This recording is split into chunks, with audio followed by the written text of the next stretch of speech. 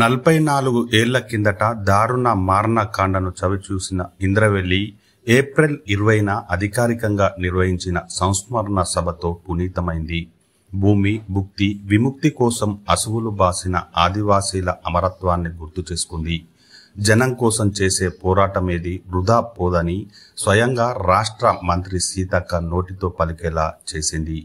కాకతీయుల కాలంలో సమ్మక్క సారక్క, ఆంగ్లేయుల పాలనలో రామ్జీ గోండ్, నిజాం ఏలుబడిలో కొమురం భీం, కాంగ్రెస్ పాలనలో జరిగిన ఇంద్రవెల్లి ఘటన జాతి కోసం జరిగిన పోరాటాలు తప్పితే స్వప్రయోజనాల కోసం కాదని సీతక్క వ్యాఖ్యానించడం ఆదివాసీలను ఓదార్చినట్లయింది.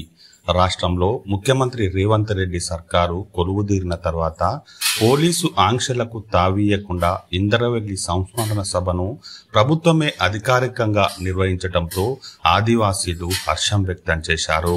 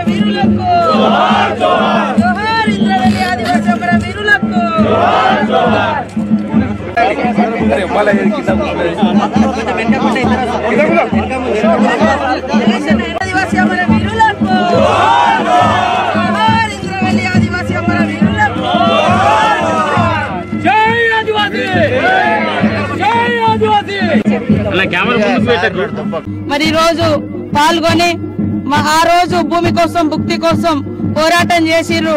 వారి పోరాటాల ఫలితంగానే మరి ఆదివాసులకు కొన్ని చట్టాలు, కొన్ని జీవోలు, కొన్ని సంక్షేమ పథకాలు కూడా మనం సాధించుకోవడం జరిగింది.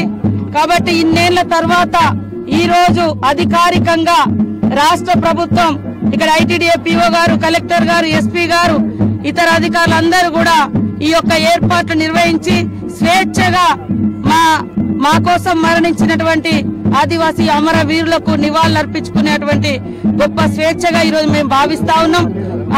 ఆనాటి కాల్పుల్లో మరణించినటువంటి కుటుంబాలకు కూడా సీఎం రేవంత్ రెడ్డి గారు ఇచ్చిన మాట ప్రకారం ఇండ్లు గాని, ఇతర ట్రైకార్ లోన్లు గాని, ఉద్యోగ ఉపాధి అవకాశాలు కూడా కల్పించడం జరుగుతా ఉందని తెలియజేస్తూ, మరి పత్రికా మీడియా సోదరులు కూడా ఎప్పటికీ ఈ యొక్క అమరవీరుల యొక్క గొప్పతనాన్ని తరతరాలుగా చాటుతున్నందుకు మీ అందరికీ, మీ యాజమాన్యాలకు కూడా హృదయపూర్వక నమస్కారాలు, ధన్యవాదాలు.